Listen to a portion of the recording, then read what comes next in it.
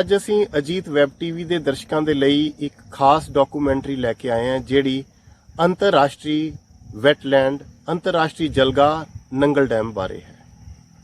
ਇਹ ਇੱਕ ਬੜੀ ਖੂਬਸੂਰਤ ਜਲਗਾ ਹੈ ਜਿਸ ਨੂੰ ਅੰਤਰਰਾਸ਼ਟਰੀ ਦਰਜਾ ਲੰਘੀ ਜਨਵਰੀ ਦੇ ਵਿੱਚ ਮਿਲਿਆ ਰਾਮਸਰ ਈਰਾਨ ਸੰਧੀ ਅਧੀਨ।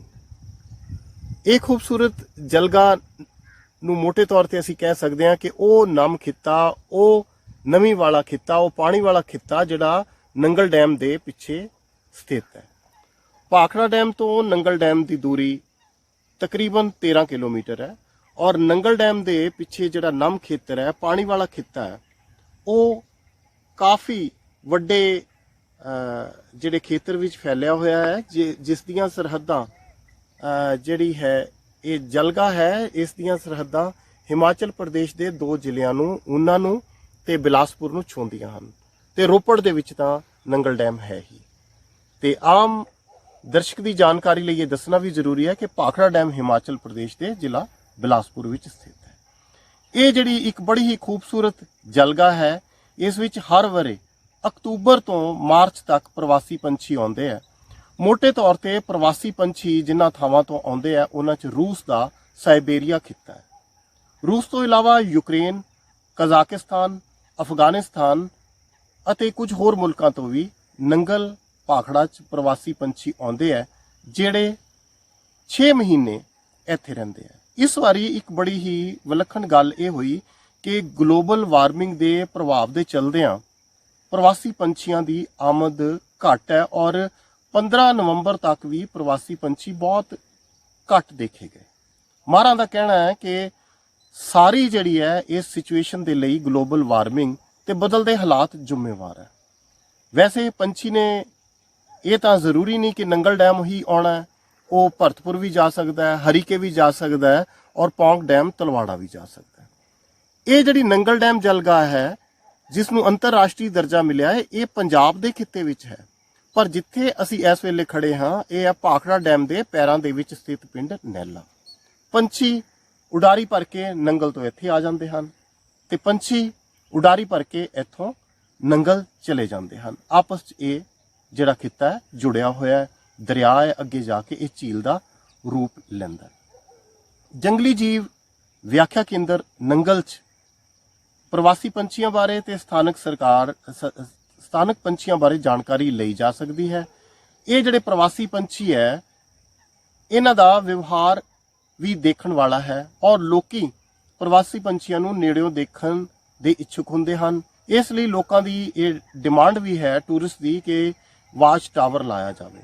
ਭਾਖੜਾ ਬਿਆਸ ਪ੍ਰਬੰਧ ਬੋਰਡ ਨੂੰ ਪੰਜਾਬ ਸਰਕਾਰ ਦੇ ਜੰਗਲੀ ਜੀਵ ਸੁਰੱਖਿਆ ਵਿਭਾਗ ਨੇ ਇਹ ਬੇਨਤੀ ਭੇਜੀ ਹੈ ਕਿ ਲਵਰਸ ਪੁਆਇੰਟ ਸਥਿਤ ਇੱਕ ਖੂਬਸੂਰਤ ਥਾਂ ਤੇ ਜਿਹੜੀ ਨੰਗਲ 'ਚ ਹੈ ਉੱਥੇ ਵਾਚ ਟਾਵਰ ਲਾਉਣ ਦੀ ਆਗਿਆ ਦਿੱਤੀ ਜਾਵੇ।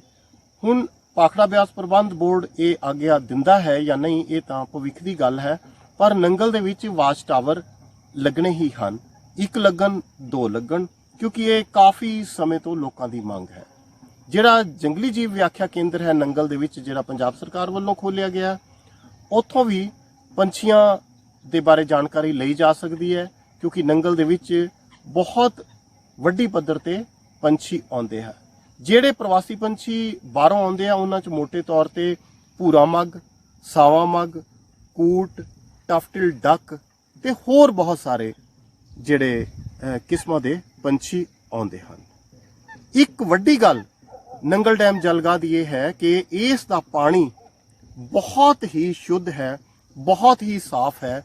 ਆਮ ਤੌਰ ਤੇ ਜਿਹੜੀਆਂ ਭਾਰਤ ਦੀਆਂ ਝੀਲਾਂ ਹੈ ਉਹਦੇ ਵਿੱਚ ਪ੍ਰਦੂਸ਼ਣ ਬਹੁਤ ਜ਼ਿਆਦਾ ਵਧਿਆ ਹੋਇਆ ਹੈ। ਸਾਡੇ ਨਾਲ ਇਸ ਵੇਲੇ ਮੌਜੂਦ ਹਨ ਉੱਗੇ ਚੁਗਿਰਦਾ ਪ੍ਰੇਮੀ ਪ੍ਰਭਾਤ ਪੱਟੀ ਜਿਹੜੇ ਸ਼ੌਕੀਆ ਫੋਟੋਗ੍ਰਾਫਰ ਵੀ ਨੇ ਜਿਨ੍ਹਾਂ ਨੇ ਆਪਣੀ ਸਾਰੀ ਉਮਰ ਚੁਗਿਰਦੇ ਦੀ ਰਾਖੀ ਦੇ ਲਈ, ਪੰਛੀਆਂ ਦੀ ਰਾਖੀ ਦੇ ਲਈ ਔਰ এনवायरमेंट ਦੀ ਰਾਖੀ ਦੇ ਲਈ ਲਗਾਈ ਹੈ। ਅਸੀਂ ਇਹਨਾਂ ਤੋਂ ਜਿਹੜੀ ਸਾਡੀ ਅੰਤਰਰਾਸ਼ਟਰੀ ਨੰਗਲ ਡੈਮ ਜਲਗਾ ਹੈ ਇਹਦੇ ਬਾਰੇ ਇਹ ਜਾਣਾਂਗੇ ਕਿ ਥੋੜਾ ਇਹ ਦੱਸਣ ਕਿ ਪਹਿਲਾਂ ਇਹ ਰਾਸ਼ਟਰੀ ਜਲਗਾ ਸੀ, ਹੁਣ ਅੰਤਰਰਾਸ਼ਟਰੀ ਜਲਗਾ ਬਣ ਗਈ ਹੈ। ਹੁਣ ਇਹਦੇ ਵਿੱਚ ਵਿਕਾਸ ਦੀਆਂ ਕਿਹੋ ਜਿਹੀਆਂ ਸੰਭਾਵਨਾ ਹਨ ਤੇ ਕਿਹੋ ਜਿਹਾ ਵਿਕਾਸ ਹੋਣਾ ਚਾਹੀਦਾ ਜਿਹੜਾ ਕੁਦਰਤ ਦੇ ਅਨੁਕੂਲ ਹੋਵੇ। ਪ੍ਰਭਾਤ ਜੀ। ਥੈਂਕ ਯੂ ਗਰੇਵਾਲ ਜੀ। ਇਹ ਸਾਡਾ ਜਿਹੜਾ ਨੰਗਲ ਨੈਸ਼ਨਲ ਵੈਟਲੈਂਡ ਹੈ 2008 ਵਿੱਚ ਇਹ ਨੈਸ਼ਨਲ ਵੈਟਲੈਂਡ ਬਣਾਇਆ ਸੀ ਪੰਜਾਬ ਸਰਕਾਰ ਨੇ ਉਸ ਤੋਂ ਬਾਅਦ 2010 ਵਿੱਚ ਵਾਈਲਡ ਲਾਈਫ ਸੈਂਚੁਰੀ ਬਣਿਆ। 10 ਸਾਲ ਬਾਅਦ 2020 ਵਿੱਚ ਇਹਨੂੰ ਅੰਤਰਰਾਸ਼ਟਰੀ ਵੈਟਲੈਂਡ ਦਾ ਦਰਜਾ ਪ੍ਰਾਪਤ ਹੋਇਆ। ਇਹ ਦਰਜਾ ਇਸ ਨੂੰ ਇਸ ਕਰਕੇ ਪ੍ਰਾਪਤ ਹੋਇਆ ਕਿ ਇੱਥੇ ਹਰ ਸਾਲ ਸਾਈਬੇਰੀਆ, ਰਸ਼ੀਆ, ਚਾਈਨਾ ਔਰ ਇੰਡੋ ਤਿੱਬਤ ਬਾਰਡਰ ਤੋਂ ਪ੍ਰਵਾਸੀ ਪੰਛੀ ਆ ਕੇ ਪ੍ਰਵਾਸ ਕਰਦੇ। ਉਹ ਇਸ ਜਲਗਾਹ ਵਿੱਚ 4 ਮਹੀਨੇ ਰਹਿੰਦੇ ਔਰ ਮਾਰਚ ਦੇ ਅੰਤ ਵਿੱਚ ਉਹ ਵਾਪਸ ਸਾਈਬੇਰੀਆ, ਰਸ਼ੀਆ, ਚਾਈਨਾ ਪ੍ਰਜਨਨ ਲਈ ਚਲੇ ਜਾਂਦੇ। ਅਕਤੂਬਰ, ਨਵੰਬਰ 'ਚ ਉੱਥੇ ਝੀਲਾਂ ਜੰਮ ਜਾਂਦੀਆਂ, ਬਰਫ਼ ਬਣ ਜਾਂਦੀ ਝੀਲਾਂ 'ਚ, ਔਰ ਇਹ ਆਪਣੇ ਖਾਣ ਪੀਣ ਦੇ, ਆਪਣੇ ਭੋਜਨ ਦੇ ਤਲਾਸ਼ 'ਚ ਔਰ ਜੀਵਨ ਯਾਪਨ ਲਈ ਆਪਣੇ ਪੰਜਾਬ ਦੇ ਸਾਰੀਆਂ ਝੀਲਾਂ 'ਚ ਰੁਕ ਕਰਦੇ। ਹਾਂ, ਅੰਤਰਰਾਸ਼ਟਰੀ ਵੈਟਲੈਂਡ ਬਣਨ ਨਾਲ ਕਿਆ ਉਹ ਹੁੰਦਾ? ਅੰਤਰਰਾਸ਼ਟਰੀ ਵੈਟਲੈਂਡ ਬਣਨ ਨਾਲ ਇਸ ਦੀ ਹੋਰ ਵਿਸਤਾਰ ਹੋਏਗਾ, ਪਰਯਟਨ ਨੂੰ ਬੜਾਵਾ ਮਿਲ ਸਕਦਾ। ਇਸ ਦੇ ਨਾਲ ਇੱਥੇ ਵਾਚ ਟਾਵਰ ਬਣ ਸਕਦੇ, ਕਿਉਂਕਿ ਉਹ ਸਰਕਾਰ ਨੇ ਵੈਸੇ ਤਾਂ ਪਾਸ ਕੀਤੇ ਸੀ। 2.5 ਕਰੋੜ ਦਾ ਪ੍ਰੋਜੈਕਟ ਸੀ ਨੰਗਲ ਅੰਤਰਰਾਸ਼ਟਰੀ ਵੈਟਲੈਂਡ ਦੀ, ਕਿਸੇ ਕਾਰਨ ਉਹ ਪਾਸ ਨਹੀਂ ਹੋ ਸਕਿਆ। ਉਹ ਸਾਰਾ ਪੈਸਾ ਫਿਰ ਟੂਰਿਜ਼ਮ ਨੇ ਆਪਣੇ ਉਸ 'ਚੋਂ ਕਰ ਲਿਆ ਸੀ, ਵਾਪਸ ਲੈ ਲਿਆ ਸੀ। ਇਸ ਦੇ ਨਾਲ ਹੀ ਇੱਥੇ ਇੱਕ ਨੇਚਰ ਟ੍ਰੇਲ ਬਣਾਈ ਜਾ ਸਕਦੀ, ਜਿੱਥੇ ਕਿ ਪੰਛੀਆਂ ਨੂੰ ਦੇਖਣ ਲਈ ਲੋਕ ਬਾਹਰੋਂ ਪਰਿਆਵਰਣ ਪ੍ਰੇਮੀ ਵੀ ਔਰ ਪੱਖੀ ਪ੍ਰੇਮੀ ਵੀ ਨਾ ਜਾ ਸਕਣ। ਇਸ ਦੇ ਨਾਲ ਹੀ ਇੱਕ ਇਨਸਪੈਕਸ਼ਨ ਹਟ ਬਣਾਈ ਜਾ ਸਕਦੀ, ਬਰਡ ਹਾਈਟਸ ਬਣਾਈਆਂ ਜਾ ਸਕਦੀਆਂ। ਇਸ ਤਰ੍ਹਾਂ ਇਹਦੇ ਨਾਲ ਇਹ ਸਾਰਾ ਵਿਕਾਸ ਇੱਥੇ ਹੋ ਸਕਦਾ।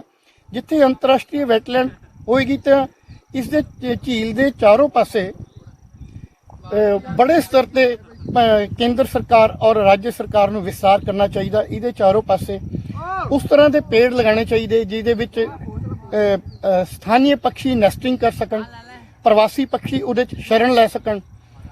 ਇਸ ਤੋਂ ਇਲਾਵਾ ਇਹਨਾਂ ਦੀ ਸੁਰੱਖਿਆ ਲਈ ਸਰਕਾਰ ਨੂੰ ਬੜੇ ਕਦਮ ਉਠਾਉਣੇ ਚਾਹੀਦੇ, ਜੋ ਕਿ ਨਾਕਾਫੀ ਸਾਬਿਤ ਹੋ ਰਹੇ ਅੱਜ ਦੇ ਟਾਈਮ 'ਚ। ਜਿੰਨੀ ਵੀ ਸਰਕਾਰ ਦੇ ਜਿੰਨੇ ਵੀ ਪ੍ਰਯਾਸ ਹੈ ਉਹ ਆਈ ਵਾਸ਼ ਦੇ ਤੌਰ ਤੇ ਹੈ। ਅੰਤਰਰਾਸ਼ਟਰੀ ਵੈਟਲੈਂਡ ਵੀ ਬਣ ਗਿਆ, ਨੰਗਲ ਵਾਈਲਡ ਲਾਈਫ ਸੈਂਚੁਰੀ ਵੀ ਬਣ ਗਈ, ਪਰ ਇੱਥੇ ਸਰਕਾਰ ਦੀ ਨਾਕਾਮੀ ਔਰ ਉਹਦੀ ਦੂਰਦਰਸ਼ਿਤਾ ਦਾ ਇਹ ਪ੍ਰਣਾਮ ਇਹ ਹੈ ਕਿ ਇੱਕ ਗਾਰਡ ਲਗਾਇਆ ਉਹਨਾਂ ਨੇ, ਉਹ ਵੀ ਕਦੀ ਚੰਡੀਗੜ੍ਹ ਤੋਂ ਤਾਂ ਕਦੀ ਨੂਰਪੁਰ ਤੋਂ ਆਉਂਦਾ, ਜਦ ਕਿ ਜੋ ਵਾਈਲਡ ਲਾਈਫ ਸੈਂਚੁਰੀ ਔਰ ਅੰਤਰਰਾਸ਼ਟਰੀ ਵੈਟਲੈਂਡ ਕੋਈ ਗਾਰਡ ਹੋਵੇ ਉਹ ਪਰਮਾਨੈਂਟ ਇਸ ਬੀਟ 'ਚ ਹੀ ਰਹਿਣਾ ਚਾਹੀਦਾ। ਜਦ ਵੀ ਕੋਈ ਐਸੀ ਘਟਨਾ ਘਟਦੀ, ਪੰਛੀਆਂ ਦਾ ਕੋਈ ਸ਼ਿਕਾਰ ਕਰਦਾ ਬੰਦਾ ਪਾਇਆ ਜਾਂਦਾ ਜਾਂ ਹੋਰ ਕੋਈ ਇਸ ਤਰ੍ਹਾਂ ਦੀ ਝੀਲ 'ਚ ਅਨਹੋਣੀ ਘਟਨਾ ਹੁੰਦੀ, ਤਾਂ ਗਾਰਡ ਨੂੰ ਵੇਟ ਕਰਦੇ 4 ਘੰਟੇ ਗੁਜ਼ਰ ਜਾਂਦੇ। ਉਨੀ ਦੇਰ ਨੂੰ ਸਾਰਾ ਕੀਤਾ ਕਰਾਇਆ ਪਾਣੀ 'ਚ ਫਿਰ ਜਾਂਦਾ। ਜਿੰਨੇ ਵੀ ਪਰਿਆਵਰਣ ਪ੍ਰੇਮੀ ਉਹਨਾਂ ਨੂੰ ਮਤਲਬ ਕਿ ਜਿੰਨੇ ਵੀ ਸ਼ਿਕਾਰੀ ਜਾਂ ਹੋਰ ਉਹਨਾਂ ਨੂੰ ਪਕੜਨ ਦਾ ਪ੍ਰਯਾਸ ਕਰਦੇ। ਇਹ ਬਹੁਤ ਵੱਡੀ ਨਾਕਾਮੀ ਹੈ ਸਰਕਾਰ ਦੀ, ਜਾਂ ਨੈਗਲੀਜੈਂਸੀ ਕਹਿ ਲਓ, ਜਾਂ ਉਹਨਾਂ ਦੀ ਸੋਚ ਦੀ ਕਮੀ ਹੈ ਵੀ ਇੱਕ ਗਾਰਡ ਜਿਹੜਾ ਇੱਥੇ ਇੱਕ ਬੀਟ 'ਚ ਚਾਹੀਦਾ, ਵਾਈਲਡ ਲਾਈਫ ਸੈਂਚੁਰੀ ਚਾਹੀਦਾ, ਉਹ ਕਦੀ ਚੰਡੀਗੜ੍ਹ ਤੋਂ ਆਉਂਦਾ। ਅਗਰ ਕੋਈ ਜੰਗਲੀ ਜਾਨਵਰ ਜਾਂ ਇੰਜਰਡ ਪੰਛੀ ਸਾਨੂੰ ਮਿਲ ਜਾਂਦਾ, ਸਾਨੂੰ 4 ਘੰਟੇ 6 ਘੰਟੇ ਵੇਟ ਕਰਨਾ ਪੈਂਦਾ ਉਸ ਬਰਡ ਦੇ, ਕਿਉਂਕਿ ਅਸੀਂ ਇੰਨੇ ਕਾਬਿਲ ਨਹੀਂ ਹੈ। ਸਰਕਾਰ ਕੋਲ ਪੂਰਾ ਤੰਤਰ ਹੈ, 1-1 ਲੱਖ 1.5 ਲੱਖ ਉਹ ਸਾਰੇ ਤਨਖਾਹਾਂ ਲੈਂਦੇ। ਵਾਈਲਡ ਲਾਈਫ ਦੇ ਨਾਂ ਤੇ ਉਹਨਾਂ ਦੀ ਰੋਜ਼ੀ ਰੋਟੀ ਹੈ, ਵਾਈਲਡ ਲਾਈਫ ਦੇ ਨਾਂ ਤੇ ਉਹਨਾਂ ਦਾ ਡਿਪਾਰਟਮੈਂਟ ਹੈ, ਪਰ ਵਾਈਲਡ ਲਾਈਫ ਦੇ ਨਾਂ ਤੇ ਸਿਰਫ ਲਿਪਾਪੋਤੀ ਕੀਤੀ ਜਾ ਰਹੀ। ਇਹ ਬੜੀ ਦੁੱਖ ਦੀ ਗੱਲ ਹੈ ਅੱਜ ਦੀ ਡੇਟ 'ਚ। ਇੱਕ ਪ੍ਰਭਾਤ ਜੀ, ਤੁਸੀਂ ਬੜੀ ਮਹੱਤਵਪੂਰਨ ਵਾਈਲਡ ਲਾਈਫ ਡਿਪਾਰਟਮੈਂਟ ਨਾਲ ਕੁਝ ਸ਼ਿਕਾਇਤ ਵੀ ਕੀਤੀ, ਕੁਝ ਸੁਝਾਅ ਵੀ ਦਿੱਤੇ। ਇੱਕ ਗੱਲ ਮੈਂ ਤੁਹਾਡੇ ਤੋਂ ਬੜਾ ਪੁੱਛਣਾ ਚਾਹਾਂਗਾ ਕਿ ਜਦੋਂ ਵੀ ਪ੍ਰਵਾਸੀ ਪੰਛੀਆਂ ਦੀ ਆਮਦ ਹੁੰਦੀ ਹੈ, ਸਾਨੂੰ ਬਹੁਤ ਸਾਰੇ ਲੋਕਾਂ ਦੇ ਸਵਾਲ ਆਉਂਦੇ ਆ ਕਿ ਪੰਛੀ ਕਦੋਂ ਆਉਣਗੇ, ਇਸ ਵਾਰੀ ਪੰਛੀ ਘੱਟ ਆਏ, ਇਸ ਵਾਰੀ ਪੰਛੀ ਵੱਧ ਆਏ। ਇਹਦੇ ਬਾਰੇ ਕੀ ਕਹਿਣਾ ਚਾਹੋਗੇ? ਇਹ ਪਬਲਿਕ 'ਚ ਅਵੇਅਰਨੈਸ ਨਹੀਂ ਹੈ, ਮੈਂ ਸਮਝਦਾ। ਇਹਨੂੰ ਥੋੜਾ ਜਿਹਾ ਪਲੀਜ਼ ਤੁਸੀਂ ਦੱਸੋ। ਪੰਛੀਆਂ ਦਾ ਆਉਣਾ ਟੈਂਪਰੇਚਰ ਦੇ ਔਰ ਐਨਵਾਇਰਨਮੈਂਟ ਤੇ ਡਿਪੈਂਡ ਕਰਦਾ। ਇਹਨਾਂ ਦਿਨਾਂ 'ਚ ਅੱਜ ਕੱਲ੍ਹ ਮੌਸਮ ਪਿਛਲੇ 2-3 ਸਾਲ ਤੋਂ ਚੇਂਜ ਆ ਗਈ। ਅਦਰਵਾਈਜ਼ ਇਹ ਬਰਡਸ ਅਕਤੂਬਰ ਦੇ ਸਟਾਰਟਿੰਗ 'ਚ ਆ ਜਾਂਦੇ ਸੀ। ਅੱਜ ਕੱਲ੍ਹ ਇਹ ਪ੍ਰਵਾਸੀ ਪੰਛੀ ਅਕਤੂਬਰ ਦੇ ਐਂਡ 'ਚ ਆਉਂਦੇ, ਕਿਉਂਕਿ ਮੌਸਮ ਥੋੜਾ ਗਰਮ ਰਹਿੰਦਾ। ਸਾਈਬੇਰੀਆ ਔਰ ਰਸ਼ੀਆ, ਚਾਈਨਾ 'ਚ ਵੀ ਜਿਹੜੀ ਬਰਫ਼ ਪੈਣ ਦਾ ਉਹ ਟਾਈਮ ਹੈ ਉਹ ਘਟ ਗਿਆ, ਮਤਲਬ ਲੇਟ ਹੋ ਗਿਆ। ਜਿੰਨੀ ਉਹ ਲੇਟ ਹੋਏਗਾ ਉਨੀ ਪੰਛੀ ਇੱਧਰ ਜਿੱਧਰ ਮਤਲਬ ਕਿ ਆਪਣੇ ਪ੍ਰਵਾਸ ਲਈ ਲੇਟ ਹੀ ਆਉਣਗੇ। ਦੂਸਰਾ ਇਹ ਹੈ ਕਿ ਐਨਵਾਇਰਨਮੈਂਟ ਚੇਂਜ ਹੋਣ ਕਰਕੇ, ਗਲੋਬਲ ਵਾਰਮਿੰਗ ਦਾ ਅਸਰ ਹੋਣ ਕਰਕੇ ਅਸੀਂ ਸਾਰੇ ਕਹਿ ਤਾਂ ਰਹੇ, ਪਰ ਗੌਰ ਕੋਈ ਨਹੀਂ ਕਰ ਰਿਹਾ। ਸਿਰਫ ਕਾਗਜ਼ਾਂ 'ਚ ਹੀ ਆ ਸਾਰਾ। ਕਰਨ ਦਾ ਪ੍ਰਯਾਸ ਕਰਦੇ ਤਾਂ ਵਿੱਚ ਰਾਜਨੀਤੀ ਆ ਜਾਂਦੀ। ਉਸ ਨੂੰ ਲੈ ਕੇ ਦੇਖਦੇ ਹੋਏ ਮਤਲਬ ਸਰਕਾਰਾਂ ਕੁਝ ਹਾਰਡ ਸਟੈਪ ਨਹੀਂ ਲੈ ਪਾ ਸਕਦੀਆਂ, ਜਿੱਦਾਂ ਜੋ ਵੀ ਇਹਨਾਂ 'ਚ ਕਰਨਾ ਚਾਹੀਦਾ। ਅੰਤਰਰਾਸ਼ਟਰੀ ਵੈਟਲੈਂਡ 'ਚ ਬਹੁਤ ਤਰ੍ਹਾਂ ਦੀ ਜੈਵਿਕ ਵਿਭਿੰਨਤਾ ਪਾਈ ਜਾਂਦੀ, ਜੋ ਕਿ ਸਾਡੇ ਚੌਗਿਰਦੇ ਲਈ ਔਰ ਮਨੁੱਖ ਜਾਤੀ ਲਈ ਬਹੁਤ ਹੀ ਜ਼ਰੂਰੀ ਹੈ। ਉਸ ਤੇ ਕੋਈ ਗੌਰ ਨਹੀਂ ਕਰ ਰਿਹਾ, ਬਸ ਸਿਰਫ ਲੀਪਾ ਪੋਤੀ ਹੀ ਕੀਤਾ ਜਾ ਰਹੀ। ਇੱਕ ਇਕੋ ਟੂਰਿਜ਼ਮ ਵਰਡ ਲੱਭ ਰਿਹਾ। ਇਕੋ ਟੂਰਿਜ਼ਮ ਦੀ ਆੜ 'ਚ ਜਲਗਾਹਾਂ ਦਾ ਸੱਤਿਆਨਾਸ਼ ਹੋ ਰਿਹਾ, ਦਲਦਲੀ ਏਰੀਆ ਖਤਮ ਹੁੰਦੇ ਜਾ ਰਹੇ, ਚਾਰੋਂ ਪਾਸੇ ਲੇਕ ਦੇ ਲੋਕ ਅਵੈਧ ਕਬਜ਼ੇ ਕਰਦੇ ਜਾ ਰਹੇ। ਸਰਕਾਰ ਪੂਰੀ ਤਰ੍ਹਾਂ ਤੇ ਨਾਕਾਮ ਹੈ। ਜੇ ਕੋਈ ਅਫਸਰ ਜਾਂ ਅਧਿਕਾਰੀ ਕੰਮ ਵੀ ਕਰਨਾ ਚਾਹੁੰਦਾ ਤਾਂ ਵਿੱਚ ਪੋਲੀਟੀਕਲ ਇੰਟਰਫੇਰੈਂਸ ਇੰਨੀ ਆ ਜਾਂਦੀ ਕਿ ਉਹ ਬੰਦਾ ਕੰਮ ਕਰਨ ਤੋਂ ਹੀ ਡਰਦਾ। ਇਹਦਾ ਪੂਰਾ ਮਤਲਬ ਕਿ ਤੁਸੀਂ ਹਰੀਕੇ ਵੈਟਲੈਂਡ 'ਚ ਦੇਖ ਲਓ, ਨੰਗਲ ਵੈਟਲੈਂਡ 'ਚ ਦੇਖ ਲਓ, ਰੋਪੜ ਦੇਖ ਲਓ, ਹਰ ਜਗ੍ਹਾ ਪੋਲੀਟੀਕਲ ਸਿਸਟਮ ਇੰਨਾ ਹਾਵੀ ਹੋ ਗਿਆ ਕਿ ਇਹਨਾਂ ਤੇ ਲੋਕਾਂ ਤੇ ਰੋਕ ਲਗਾ ਪਾਉਣਾ ਸਰਕਾਰੀ ਤੰਤਰ ਲਈ ਬਹੁਤ ਹੀ ਮੁਸ਼ਕਲ ਹੋ ਰਿਹਾ। ਪੰਛੀ ਜਿਹੜੇ ਆ ਉਹ ਘੱਟ ਆ ਗਏ, ਜ਼ਿਆਦਾ ਆ ਗਏ, ਕਿਸ ਤਰ੍ਹਾਂ ਦੀ ਜੀਵਨ ਉਹਨਾਂ ਨੇ ਪਿੱਛੇ ਕੱਟਿਆ, ਕਿੰਨੀ ਮੋਰੈਲਿਟੀ ਪਿੱਛੇ ਹੋ ਗਈ, ਉਹ ਕਿਸੇ ਨੇ ਹਾਲੇ ਤੱਕ ਕੋਈ ਵਾਚ ਨਹੀਂ ਕਰ ਪਾਇਆ। किसी लेक च पक्षी नंगल लेक च चारों पासे डिस्टर्बेंस करके, अंतरराष्ट्रीय वैटलैंड रोपड़ च डिस्टर्बेंस करके बर्ड्स उतों उड़ के दूसरे एरिया च चले गए। नंगल वैटलैंड का लीए तो साढ़े पक्षी उड़ के डाउन स्ट्रीम नंगल डैम चले गए, जिथे उत्थे डिस्टर्बेंस घट है। नंगल लेक के चारों पासे लोगों की ह्यूमन इंटरफेरेंस इन्नी बढ़ गई, या वो जो एक असी भी वो बोट यूज़ करते सी मजबूरी वश, क्योंकि साढ़े को कुछ था नहीं, तो बोट दे करके भी बड़ी डिस्टर्बेंस है। कुछ पशु चराण वाले पक्षी लोग उधर आ जाते। ये सारिया चीज़ां मिल के पक्षियों के आण दे जाण दे और एक जगह स्टेबल होने दे ये बहुत ज़्यादा डिस्टर्बेंस क्रिएट कर। प्रभात भट्टी जी, एक सानू ये दसना कि नंगल जिहड़ी वैटलैंड है, इहदे च किहड़े-किहड़े पंछी आउंदे आ ते ये जिहड़ा है कितना लंबा ਪੈਂਡਾ तय करते हैं, क्योंकि मैनू जितों तक नॉलेज है एक ग्रीनलैंड तो नॉन स्टॉप 3000 किलोमीटर की उडारी मारदा विटर्स, मैनू इन्ना की पता है। तो कृपा करके इन्हां दे प्रवास बारे ते एक इन्हां दे बारे दसना किहड़े-किहड़े पंछी आ। नंगल अंतरराष्ट्रीय वैटलैंड च असी 2005 एक सर्वे किया सीगा, उस च वाइल्ड लाइफ डिपार्टमेंट के ऑफिसर ते BNHS ਦੇ ਚੀਫ ਸਾਇੰਟਿਸਟ ਵਿਭੂ ਪ੍ਰਕਾਸ਼ ਜੀ, ਜਿਹੜੇ ਕਿ ਪੰਜੌਰ ਅੱਜਕੱਲ ਵਲਚਰ ਸੈਂਟਰ ਦਾ ਵੀ ਉਹ ਕਰਦੇ, ਉਹ ਉਹਨਾਂ ਨੇ ਦੌਰਾ ਕੀਤਾ ਸੀ। ਉਸ ਟਾਈਮ 25 ਪ੍ਰਜਾਤੀਆਂ 25 ਪ੍ਰਜਾਤੀਆਂ ਪ੍ਰਵਾਸੀ ਪੰਛੀਆਂ ਦੀਆਂ ਇੱਥੇ ਦੇਖੀਆਂ ਗਈਆਂ ਸੀ। ਅਮੂਮਨ ਹਰ ਸਾਲ 18 ਤੋਂ 20 ਪ੍ਰਜਾਤੀਆਂ ਆ ਜਾਂਦੀਆਂ। ਉਹਦੇ ਵਿੱਚ bar headed geese, ruddy shelduck, great crested grebe, common pochard, red crested pochard, greylag geese, gadwall, coots, ਇਸ ਤੋਂ ਇਲਾਵਾ ਹੋਰ ਕਈ ਪ੍ਰਜਾਤੀਆਂ ਇੱਥੇ ਪੰਛੀਆਂ ਦੀਆਂ ਆਉਂਦੀਆਂ। ਇਹ ਤਾਂ ਸਾਰੀ ਜਿੰਨੀ ਵੀ ਪ੍ਰਜਾਤੀਆਂ ਆਉਂਦੀਆਂ ਡਕ ਵੈਰਾਈਟੀ, ਬੱਤਖ ਵੈਰਾਈਟੀ ਦੀ ਪ੍ਰਜਾਤੀਆਂ ਹੈ। ਇਸ ਤੋਂ ਇਲਾਵਾ ਸਮਾਲ ਬਰਡਸ ਉਹ ਵੀ ਪ੍ਰਵਾਸ ਕਰਦੇ। ਅਸੀਂ ਹਰ ਸਾਲ ਪ੍ਰਵਾਸੀ ਪੰਛੀਆਂ ਦਾ ਮਾਈਗ੍ਰੇਟਰੀ ਬਰਡ ਨੂੰ ਲੈ ਕੇ ਸਾਰੇ ਉਤਸ਼ਾਹਿਤ ਹੁੰਦੇ। ਮੈਂ ਲੋਕਾਂ ਨੂੰ ਇੱਕ ਅਲੱਗ ਵਿਭਿੰਨ ਜਿਹੀ ਜਾਣਕਾਰੀ ਦੇਣਾ ਚਾਹੁੰਦਾ ਕਿ ਇਹ ਮਾਈਗ੍ਰੇਸ਼ਨ ਪ੍ਰਵਾਸ ਇਹਨਾਂ ਦੀ ਅੰਤਰਰਾਸ਼ਟਰੀ ਜਿਹੜੇ ਦੇਸ਼ ਦੂਸਰੇ ਦੇਸ਼ਾਂ ਤੋਂ ਪੰਛੀ ਆਉਂਦੇ ਉਹਨਾਂ ਦੀ ਨਹੀਂ ਹੁੰਦੀ, ਲੋਕਲ ਮਾਈਗ੍ਰੇਸ਼ਨ ਵੀ ਹੁੰਦੀ। ਲੋਕਲ ਮਾਈਗ੍ਰੇਸ਼ਨ ਜਿਸ ਤਰ੍ਹਾਂ ਹਿਮਾਲय 'ਚ ਸਰਦੀ ਵੱਧ ਗਈ, ਹਿਮਾਲय ਦੇ ਸਾਡੇ ਲਾਹੌਲ ਸਪੀਤੀ ਲੇਹ ਲਦਾਖ 'ਚ ਆਪਣਾ ਬਰਫ਼ ਪੈ ਗਈ, ਉੱਥੋਂ ਵੀ ਹਿਮਾਲय ਦੇ ਜਿਹੜੇ ਸਮਾਲ ਸਪੈਰੋ ਵੈਰਾਈਟੀ ਹੈ, ਪਾਣੀ ਤਾਂ ਆਉਂਦੇ ਡਕ ਵੈਰਾਈਟੀ, ਸਪੈਰੋ ਵੈਰਾਈਟੀਜ਼ ਜਿਹੜੇ ਉਹ ਬਰਡ ਇੱਥੇ ਮਾਈਗ੍ਰੇਸ਼ਨ ਕਰਕੇ ਸਾਡੇ ਏਰੀਏ 'ਚ ਆਉਂਦੇ। ਉਹਦੇ 'ਚ ਆਪਣਾ ਅਪਰ ਧਰਮਸ਼ਾਲਾ, ਮਨਾਲੀ ਉਹਦੇ ਏਰੀਆ ਤੋਂ verditer flycatcher, fantail flycatcher, yellow fantail flycatcher ਔਰ ਇਸ ਤਰ੍ਹਾਂ ਦੇ ਕਾਫੀ ਸਮਾਲ ਬਰਡ ਸਾਡੇ ਏਰੀਆ 'ਚ ਪ੍ਰਵਾਸ ਕਰਦੇ, ਜਿਨ੍ਹਾਂ ਨੂੰ ਕਿ ਦੇਖਣ ਦਾ ਬਹੁਤ ਹੀ ਮਨ ਲੁਭਾਵਨੇ ਪੰਛੀ ਹੈ, ਕਲਰਫੁਲ ਬਰਡ ਹੈ। ਉਹ ਸਾਡੇ ਏਰੀਏ 'ਚ ਆ ਕੇ ਇਸ ਕਰਕੇ ਪ੍ਰਵਾਸ ਕਰਦੇ ਕਿ ਉੱਥੇ ਇਹਨਾਂ ਨੂੰ ਰਹਿਣ ਲਈ ਸ਼ੈਲਟਰ ਮਿਲਦਾ ਔਰ ਖਾਣ ਲਈ ਭੋਜਨ ਮਿਲਦਾ। ਇੱਕ ਪ੍ਰਭਾਤ ਜੀ, ਅੰਤਿਮ ਸਵਾਲ ਤੁਹਾਨੂੰ ਕਰਨਾ ਹੈ ਕਿ ਜੰਗਲੀ ਜੀਵ ਵਿਆਖਿਆ ਕੇਂਦਰ ਤੁਹਾਡੇ ਐਫਰਟਸ ਨਾਲ ਬਣਿਆ, ਜਿਹਦੇ 'ਚ ਪੰਜਾਬ ਸਰਕਾਰ ਦਾ ਵੀ ਬੜਾ ਵੱਡਾ ਯੋਗਦਾਨ ਹੈ। ਭਾਖੜਾ ਬਿਆਸ ਪ੍ਰਬੰਧ ਬੋਰਡ ਨੇ ਵੀ ਇੱਕ ਕੋਠੀ ਅਲਾਟ ਕੀਤੀ। ਹੁਣ ਮੈਂ ਸਮਝਦਾ ਕਿ ਇਹ ਕਿਉਂਕਿ ਕੱਦ ਬਹੁਤ ਵੱਡਾ ਹੋ ਗਿਆ, ਨੰਗਲ ਦਾ ਅੰਤਰਰਾਸ਼ਟਰੀ ਦਰਜਾ ਮਿਲ ਗਿਆ, ਕਿ ਇਹ ਜਿਹੜਾ ਹੈ ਇਹਦਾ ਵਿਸਥਾਰ ਨਹੀਂ ਹੋਣਾ ਚਾਹੀਦਾ ਜੰਗਲੀ ਜੀਵ ਵਿਆਖਿਆ ਕੇਂਦਰ ਦਾ? ਇਸ ਦੇ ਲਈ ਜੰਗਲੀ ਜੀਵ ਵਿਆਖਿਆ ਕੇਂਦਰ ਇਹ 2008 'ਚ ਹੀ ਬਣਿਆ ਸੀ। ਉਸ ਟਾਈਮ ਜਦ ਨੈਸ਼ਨਲ ਵੈਟਲੈਂਡ ਬਣਾਇਆ ਗਿਆ, ਇਸ ਦਾ ਵਿਸਤਾਰ ਲਈ 2.5 ਕਰੋੜ ਦਾ ਫੰਡ ਜਾਰੀ ਕੀਤਾ ਗਿਆ ਸੀ, ਜੋ ਕਿ ਕਿੰਨੀ ਕਾਰਨ ਕਰਕੇ ਇੱਥੇ ਨਹੀਂ ਆ ਸਕਿਆ। ਲੱਗ ਨਹੀਂ ਸਕਿਆ ਕਿਉਂਕਿ ਸਰਕਾਰੀ ਲੈਂਡ ਸੀ। ਉਹ ਚਾਹੁੰਦੇ ਸੀ ਸਰਕਾਰ, ਪੰਜਾਬ ਸਰਕਾਰ ਚਾਹੁੰਦੀ ਸੀ ਕਿ ਪੰਜਾਬ ਸਰਕਾਰ ਦੀ ਲੈਂਡ ਵਿੱਚ ਹੀ ਬਣੇ, ਇਹ ਨਵਾਂ ਬਣਾਉਣਾ ਚਾਹੁੰਦੇ ਸੀ, ਉਹ ਮਿਲ ਨਹੀਂ ਸਕਿਆ। ਇਸ ਨੂੰ ਰੈਨੋਵੇਟ ਕਰਨ ਲਈ ਸਾਡਾ ਜਾਗ੍ਰਿਤੀ ਸੰਸਥਾ ਦੇ ਲੋਕ ਹੁਣੇ ਵਾਈਲਡ ਲਾਈਫ ਡਿਪਾਰਟਮੈਂਟ ਦੇ ਆਫੀਸਰਸ ਨਾਲ ਮਿਲੇ।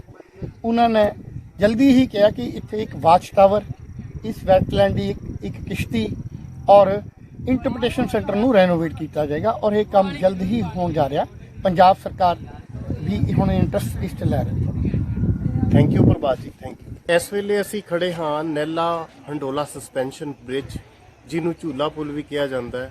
ਇਹ ਇੱਕ ਬੜੀ ਖੂਬਸੂਰਤ ਥਾਂ ਹੈ ਜਿਹੜੀ ਸੈਲਾਨੀਆਂ ਦੇ ਵਿੱਚ ਬੜੀ ਮਕਬੂਲ ਹੈ ਔਰ ਪ੍ਰੀ ਵੈਡ ਸ਼ੂਟ ਜਿਹੜੇ ਹੁੰਦੇ ਆ ਉਹਦੇ ਲਈ ਵੀ ਇਹ ਥਾਂ ਬਹੁਤ ਜ਼ਿਆਦਾ ਮਕਬੂਲ ਹੈ ਔਰ ਕਾਫੀ ਲੋਕ ਇੱਥੇ ਪ੍ਰੀ ਵੈਡ ਸ਼ੂਟ ਲਈ ਆਉਂਦੇ ਆ। ਤੇ ਜਿਵੇਂ ਕਿ ਅਸੀਂ ਪ੍ਰਵਾਸੀ ਪੰਛੀਆਂ ਦੀ ਗੱਲ ਕਰ ਰਹੇ ਸੀ, ਇਹ ਜਿਹੜਾ ਜਲਗਾ ਦਾ ਖਿੱਤਾ ਤੁਸੀਂ ਮੇਰੇ ਆਸੇ-ਪਾਸੇ ਦੇਖ ਰਹੇ ਹੋ, ਭਾਖੜਾ ਡੈਮ ਵੱਲੋਂ ਪਾਣੀ ਆ ਰਿਹਾ ਹੈ ਤੇ ਨੰਗਲ ਡੈਮ ਵੱਲ ਜਾ ਰਿਹਾ ਹੈ। ਨੰਗਲ ਡੈਮ ਦਾ ਜਿਹੜਾ ਨਮ ਖੇਤਰ ਹੈ ਇਹ ਅੰਤਰਰਾਸ਼ਟਰੀ ਵੈਟਲੈਂਡ ਵਿੱਚ ਆ ਗਿਆ ਹੈ, ਰਾਮਸਰ ਈਰਾਨ ਸੰਧੀ ਅਧੀਨ।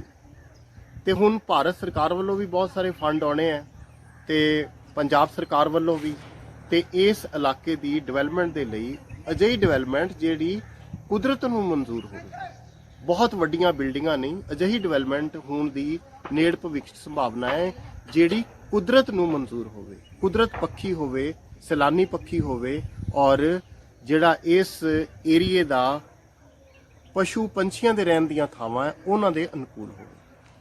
ਇਹ ਬਹੁਤ ਖੂਬਸੂਰਤ ਥਾਂ ਹੈ ਜਿੱਥੇ ਲੋਕਾਂ ਦੀ ਇੱਛਾ ਹੁੰਦੀ ਹੈ ਬੋਟਿੰਗ ਦੇ ਲਈ ਕਿ ਬੋਟਿੰਗ ਕੀਤੀ ਜਾਵੇ, ਪਰ ਕਿਉਂਕਿ ਇੱਥੇ ਮਹਿਮਾਨ ਪੰਛੀ ਆਉਂਦੇ ਆ ਇਸ ਲਈ ਸਰਕਾਰ ਨੇ ਬੋਟਿੰਗ ਬੈਨ ਕੀਤੀ ਹੋਈ ਹੈ ਔਰ ਇਸ ਤੋਂ ਇਲਾਵਾ ਸ਼ਿਕਾਰ ਤੇ ਬਹੁਤ ਸਖਤੀ ਨਾਲ ਪਾਬੰਦੀ ਲਾਈ ਗਈ ਹੈ।